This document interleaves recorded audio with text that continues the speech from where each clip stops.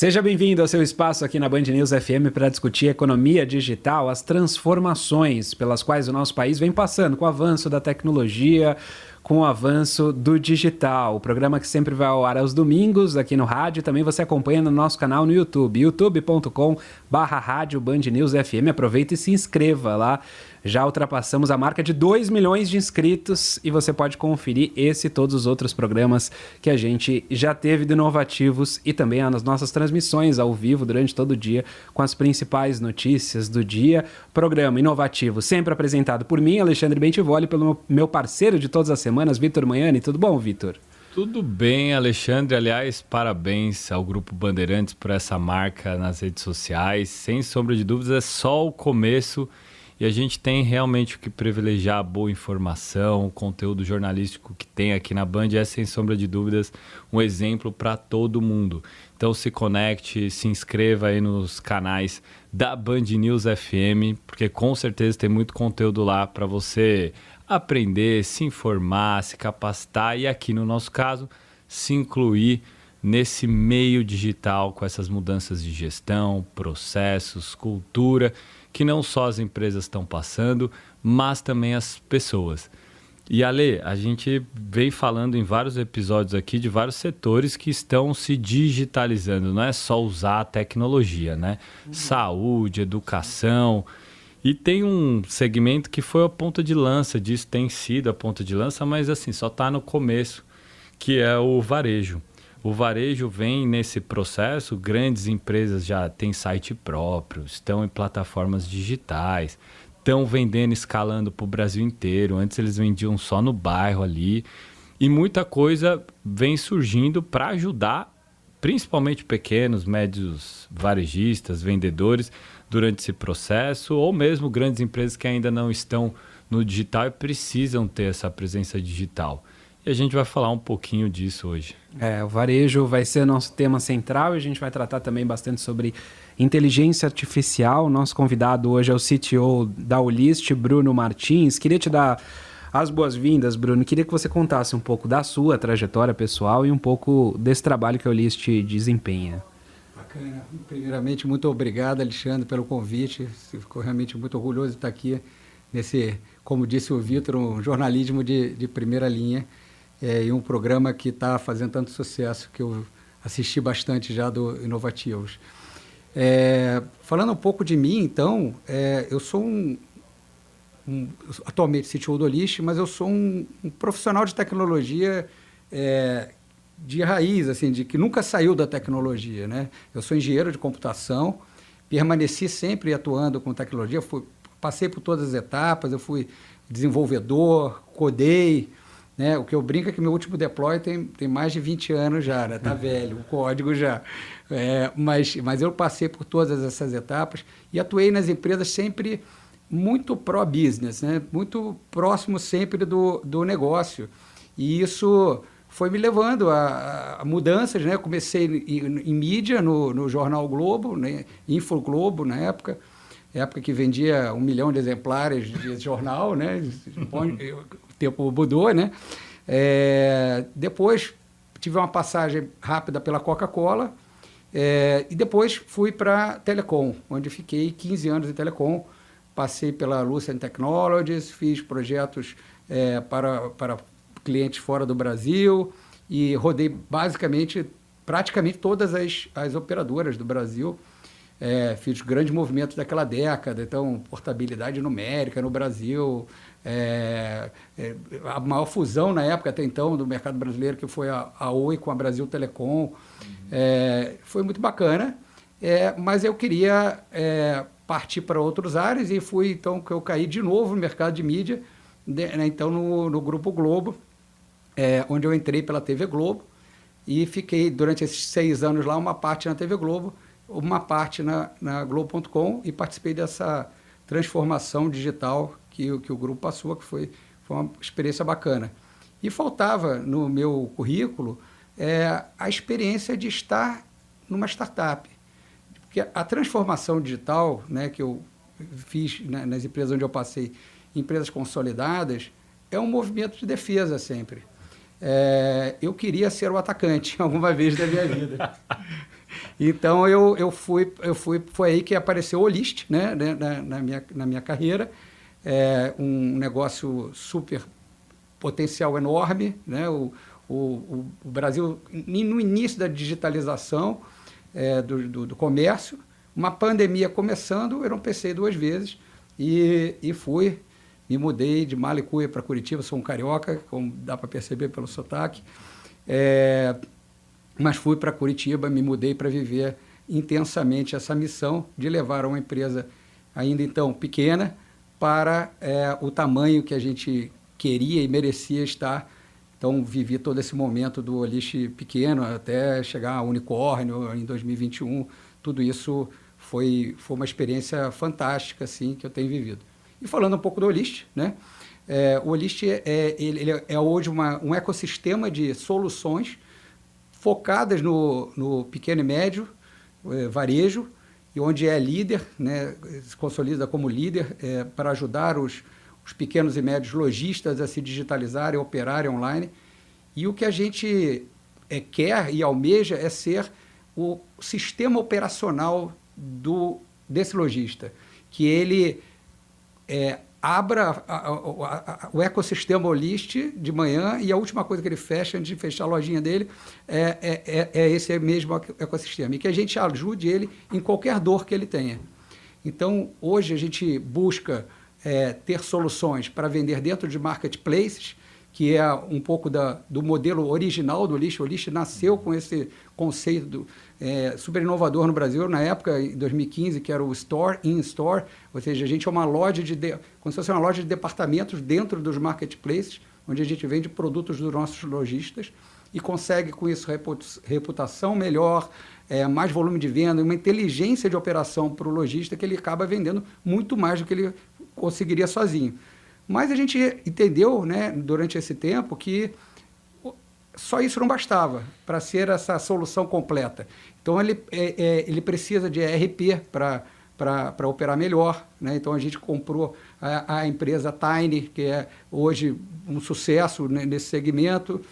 Compramos uma empresa, adquirimos também a venda de Porto Alegre, que para quem quer ter o seu próprio site de e-commerce e atuar com a sua própria marca de frente. E isso tudo junto com o Olist, mais serviços financeiros, serviços logísticos, a gente entende que começa a ser esse embrião desse sistema operacional que a gente tanto quer. Tem muito a caminhar, tem muito a oferecer ainda, mas eu acho que a gente está nesse caminho e tem recebido bons feedbacks do mercado sobre o que está ajudando esse público em potencial. Pois é, e como toda novidade em um segmento que vem surgindo, surgem também novos problemas, né? E aí, se colocando aqui no lugar do pequeno comerciante, né? A vida dele é um caos, porque todo mundo avisa ele que ele precisa estar no digital, aí tudo bem, então vamos, aí às vezes pede ajuda para o sobrinho, conhecido, fala, mas para onde eu vou? Você tem um ponto físico, então você precisa ter o seu endereço no Google. Como que eu descubro isso? Bom, vai lá no Google lá que você descobre. Mas você precisa ter um site próprio. Onde que eu descubro? Aí tem que ir lá no provedor lá, no sistema que oferece a construção desse site para descobrir. Não, mas não é o suficiente. Vai lá no Marketplace X. Vai lá no Marketplace X e tenta descobrir como é que faz, operacionaliza aquilo ali. Não, mas tem outros que você precisa estar também. É um verdadeiro caos. Sem falar da logística, né? Pacote, como? Eu levo pacote por pacote no correio? Qual que vai ser o prazo? Como eu internalizo as taxas do marketplace no meu produto para não desnaturar? Porque, eu vendia para classe CD, se eu botar esse preço maior, eu não vou mais conseguir vender para C e D. Ou seja, não é fácil, não. E basicamente a gente está no Brasil hoje no que eu entendo como corrida das PMS. Muito embora vocês nasceram com esse DNA, já olhando com esse problema já desde o início, por isso que eu acho que vocês vão crescer ainda muitíssimo mais, que os grandes atores, os grandes comércios, uma Nike da vida já está digitalizada, a padaria que faz sucesso naquele bairro já está digitalizada. Quem não está dentro dessa presença digital é o pequeno e médio que não é tão conhecido, que às vezes começou na periferia e que no digital ele tem uma oportunidade muito maior, porque ele não ia conseguir colocar o ponto físico dele numa Paulista, numa Avenida Atlântida, não vai, assim, o digital oferece, mas ele não sabe muito bem como operacionalizar. Então essa corrida pelas PMEs está só começando, porque se você pegar o varejo como um todo, só 12% está digitalizado, ou seja, é um mercado gigantesco. Nos Estados Unidos, 60%, China, mais ou menos nessa ordem. Do ponto de vista da Olist, como é que a gente resolve todos esses problemas para o cara não ter que acessar 3, 4 telas de um marketplace?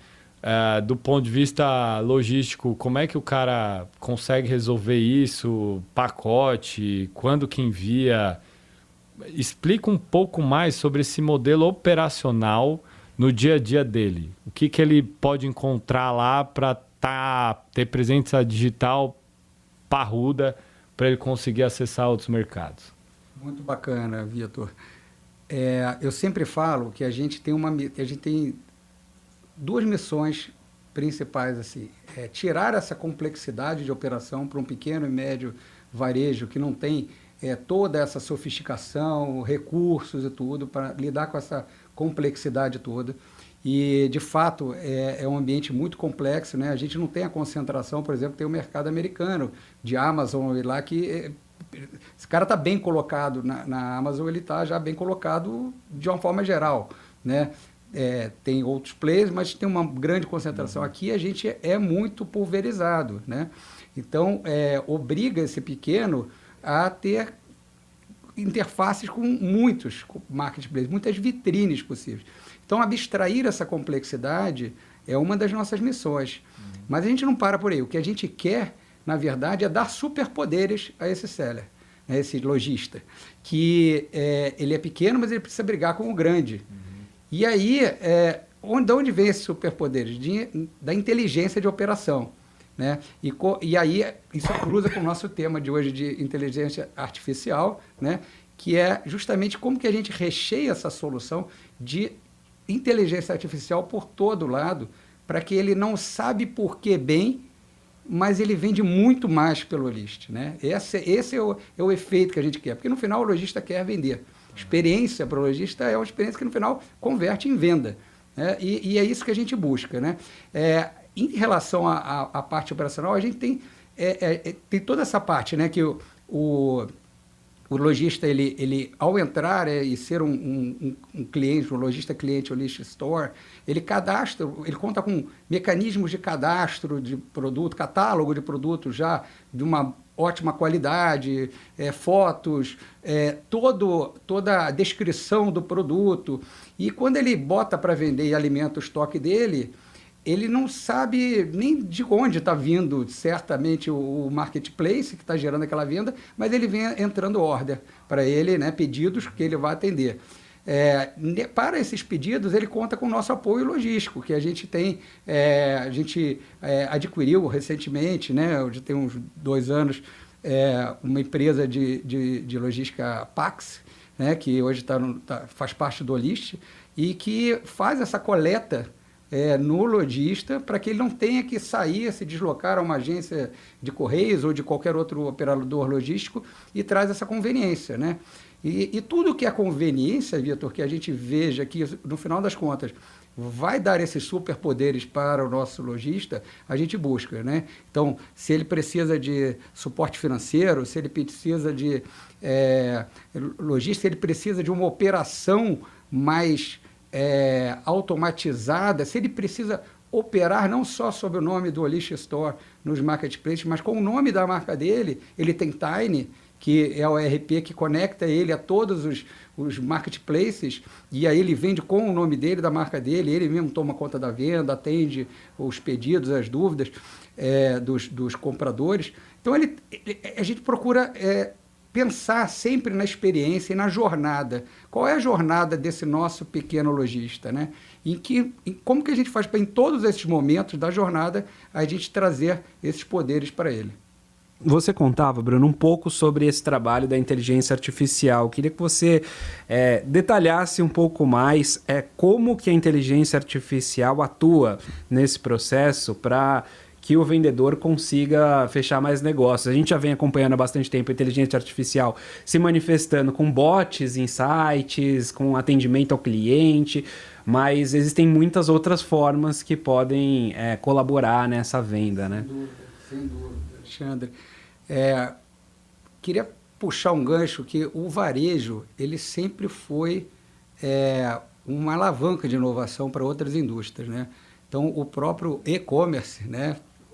Comércio, né? Eletrônico, o chatbot começou realmente a massificar para atender vendas de produtos físicos nos sites de comércio, né?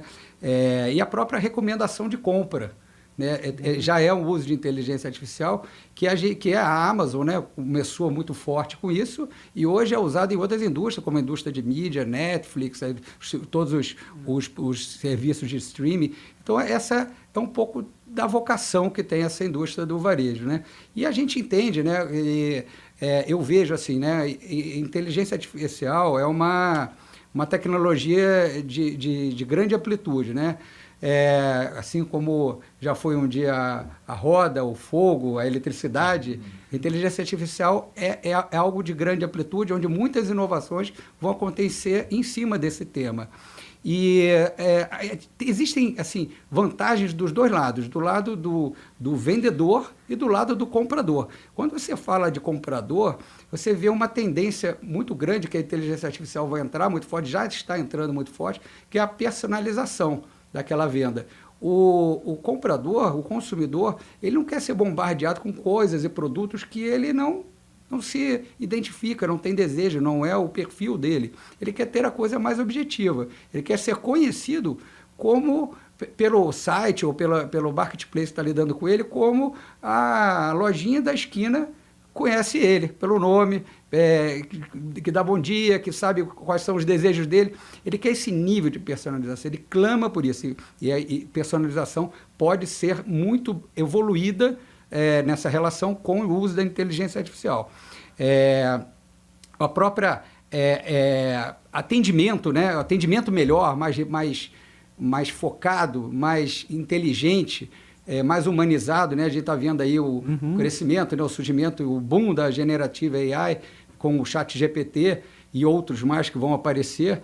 E isso dá uma condição das empresas de atenderem muito melhor os seus consumidores através do uso do chatbot. A agilidade é outra coisa que a gente sempre vê que agrada muito os consumidores do comércio de uma forma geral, né? E quando a gente fala de agilidade, você tem toda a automatização que a inteligência artificial passa a permitir, de coisas que precisavam ser feitas exclusivamente por áreas de back-office, com humanos muitas vezes gastando várias horas naquilo, você consegue tornar aquilo mais simples e rápido, e traz rapidez, traz atendimento mais rápido, traz a compra melhor feita, desintermediada, né? Toda a parte, por exemplo, de Visual Recognition, né? VR, né? E AR, né?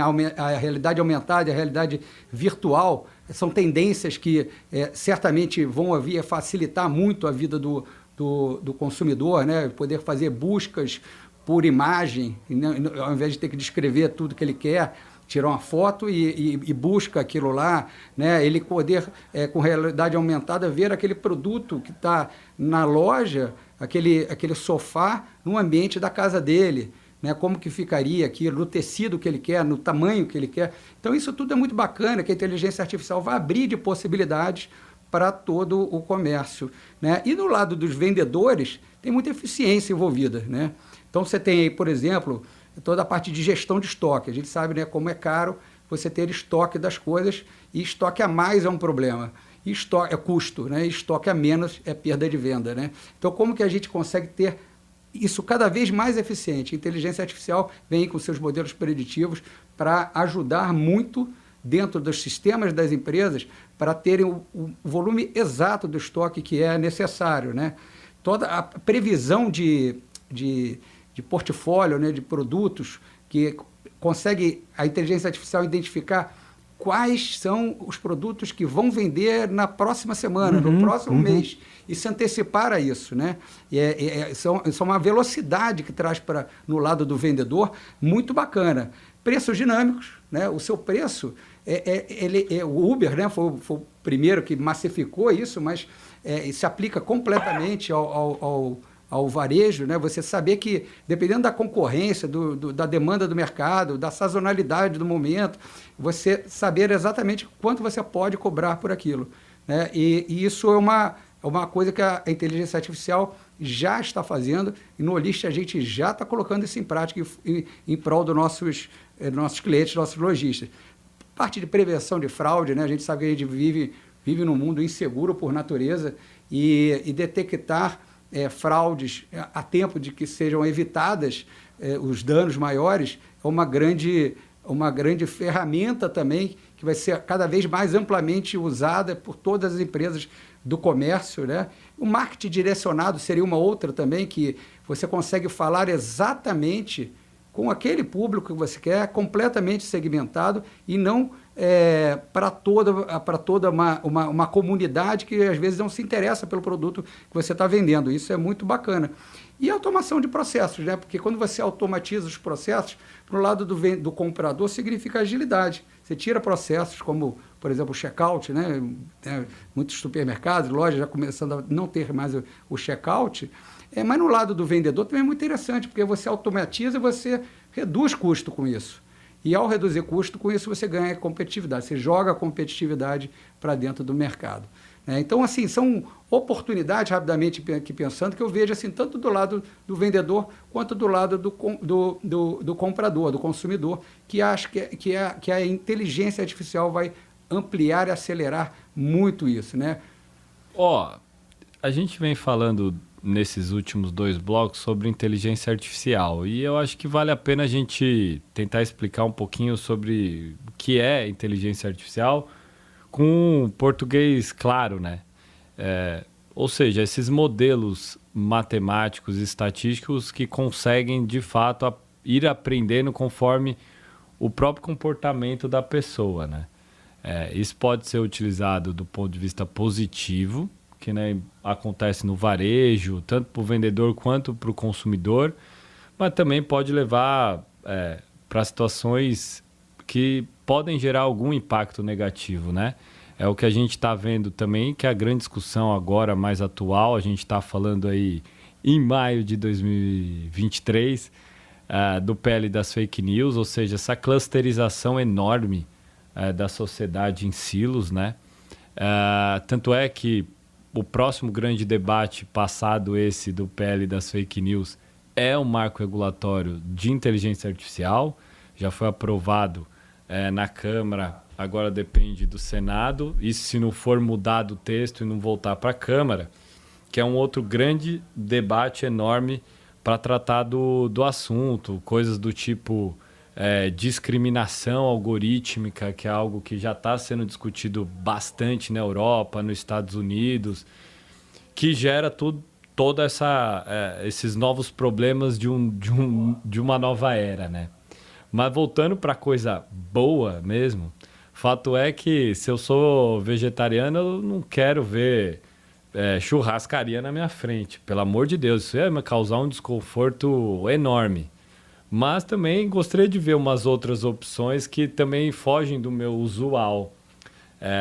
Como é que a gente consegue calibrar essa tecnologia a ponto de eu vou ofertar para ele exatamente o que ele tem de costume, porque eu consegui clusterizar, ou seja, agrupar ele em vários grupos.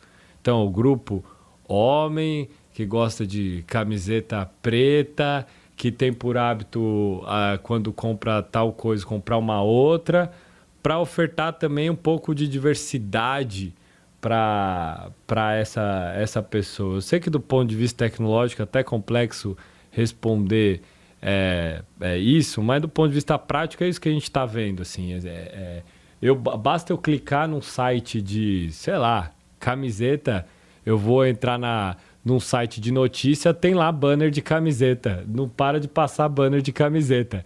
Assim, você fica sendo bombardeado toda hora com aquilo ali. Então, da perspectiva do consumidor, como é que a gente consegue fazer essas calibragens do ponto de vista da tecnologia? É possível? É possível. Eu vou te falar como evitar, né, essas situações, esse ciclo reforçado de costume, de comportamento, e que te coloca ao longo prazo numa caixinha onde você só vê coisas que você já gosta, só fala com semelhantes, reduz a diversidade, né, tudo isso que traz, né? Na lógica do comprador, do consumidor dessas tecnologias, de quem está usando, né, a ideia é que você tente se libertar disso procurando outras coisas, não consumindo só o que vem de recomendação automática desses algoritmos, né?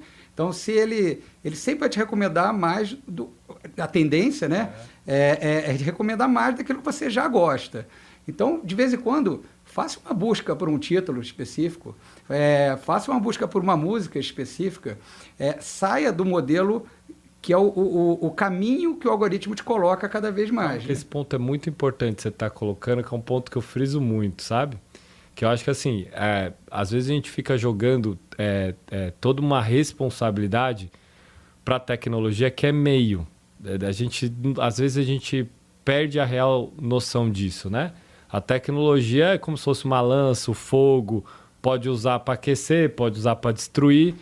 E aí é quem está usando que precisa fazer essa calibragem. Então isso é muito importante falar, porque na verdade a gente pode confundir de fato o algoritmo de uma forma que eu, que sou educado digitalmente, consigo acessar outras coisas. Mas desculpa... Nada, mas é exatamente isso, sabe? A gente faz o uso, a gente calibra o uso dessa tecnologia, né? E ela responde para a gente aquilo que a gente provoca ela, que a gente incentiva ela a fazer.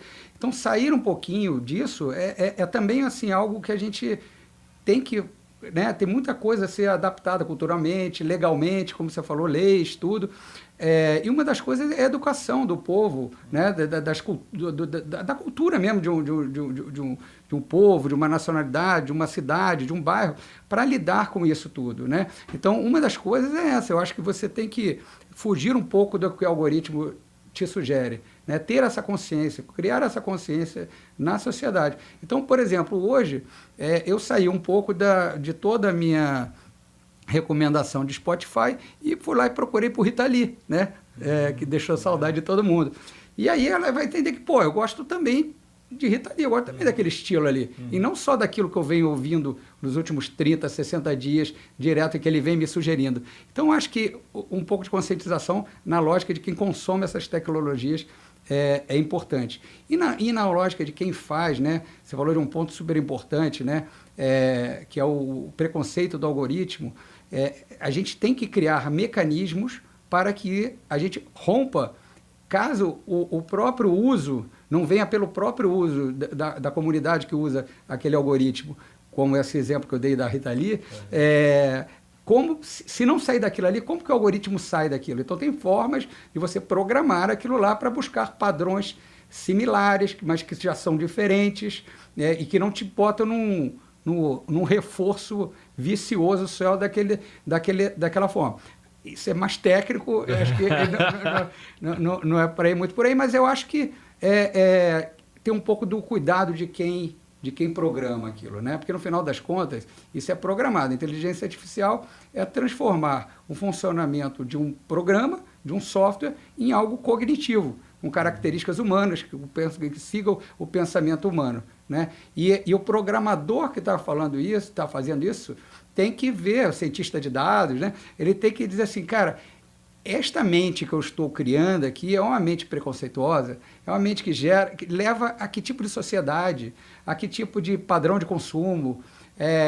Então, assim, são preocupações que vão começar a acontecer e que a gente fala muito sobre os empregos que a inteligência artificial vai acabar, mas que vão existir, né? De pessoas preocupadas com a ética, preocupadas novas funções. Com novas funções, exatamente, que abrem também caminho e são super importantes para que não nos coloque nesse reforço vicioso de comportamentos já pré-estabelecidos, que é muito ruim, né? A gente se fecha um pouco, né, nesse mundinho, né? Queria agradecer a disponibilidade e a atenção do Bruno Martins, CTO do Olist, falando um pouco sobre essa transformação que a inteligência artificial deve proporcionar. E é só a pontinha, né? Só o começo dessa transformação que a gente vai acompanhar. Obrigado pela atenção, convite da Band News FM. Obrigado a você, Alexandre, pelo convite, Vitor. Obrigado a todo o grupo de inovativos aí, a Band News. E parabéns pelo esse trabalho super bacana que vocês fazem de informação de um tema tão importante para o nosso Brasil, né? Trazer mais informação sobre esse assunto para o Brasil é de fundamental importância. Parabéns.